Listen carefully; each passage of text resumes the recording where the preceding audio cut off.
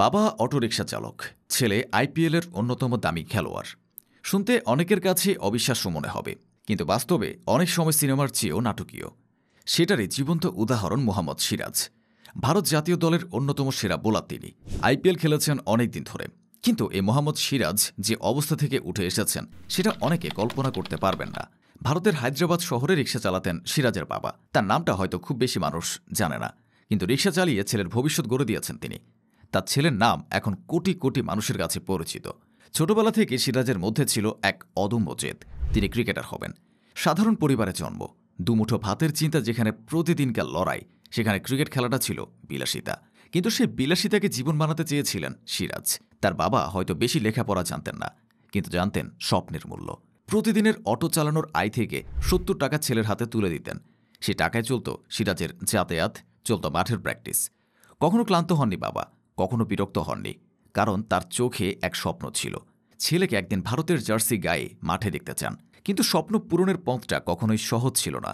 অভাব, ব্যর্থতা, উপহাস সবকিছু সিরাজকে ধাওয়া করেছে, তবুও হার মানেনি। দিনের পর দিন প্র্যাকটিস করে গেছেন, নিজের বোলিংয়ে ধার বাড়িয়েছেন। ২০১৭ সালের কথা, আইপিএল নিলামে ওঠে এক তরুণ। তিনি ছিলেন মোহাম্মদ সিরাজ। ভিত্তিমূল্য ছিল মাত্র ২০ লাখ রুপি, কিন্তু বাজির ঘোড়ার মতো তার প্রতিভা চিনে নেয় সানরাইজার্স হায়দ্রাবাদ। ২.৫ কোটি রুপিতে দলে ফেরায় তাকে। সেই দিনটা ছিল সিরাজের জীবনের সবচেয়ে বড় টার্নিং পয়েন্ট। অটোরিকশা চালকের ছেলে হঠাৎই আলোচনায় এসে যায়। বাবা তখনও অটো চালাতেন, কিন্তু আইপিএলের প্রথম চেক পেয়েই বাবাকে অবসর দেন মোহাম্মদ সিরাজ। সেই আইপিএলে সিরাজ খেলেছিলেন মাত্র ৬টি ম্যাচ, কিন্তু ১০টি উইকেট নিয়ে বুঝিয়ে দিয়েছিলেন তিনি এসেছেন থাকতে। এরপর প্রতিটি আইপিএলে নিজের পারফরমেন্স দিয়ে নজর কেড়েছেন এবং এরই ফাঁকে সুযোগ পেয়েছেন ভারতের জাতীয় দলে। তবে সব কিছুতে যে আনন্দ ছিল তা কিন্তু নয়। তার টেস্ট অভিষেকের সময় বাবা ছিলেন হাসপাতালে ভর্তি এবং সিরিজ চলাকালীনই মৃত্যু হয় বাবার। বিদেশে থাকা সিরাজ তখন এক কঠিন সিদ্ধান্ত নেন। বাবার মৃত্যুর খবর জেনেও খেলা চালিয়ে যান, কারণ তার বাবারই স্বপ্ন ছিল ছেলেকে ভারত জাতীয় দলের হয়ে খেলতে দেখা। আর সেই স্বপ্ন পূরণ হয়েছিল সবার চোখের সামনে। অস্ট্রেলিয়ার মাটিতে হওয়া সেই ঐতিহাসিক সিরিজে সিরাজ একাই নেন ১৩টি উইকেট। দেশের জার্সি গায়ে প্রথমবার টেস্ট খেলে হয়ে যান সিরিজ সেরা বোলার। এরপর আর পেছনে ফিরে তাকাতে হয়নি।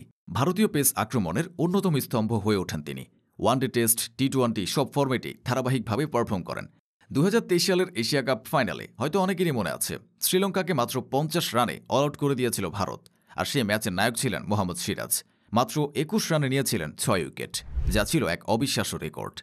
আজ মোহাম্মদ সিরাজ কোটি কোটি টাকার মালিক, আইপিএলের দামি তারকা, জাতীয় দলের নির্ভরযোগ্য মুখ। কিন্তু তার পরিচয়টা শুধু একজন ক্রিকেটার নয়, তিনি বাবার স্বপ্ন পূরণকারী, তিনি একজন অনুপ্রেরণা।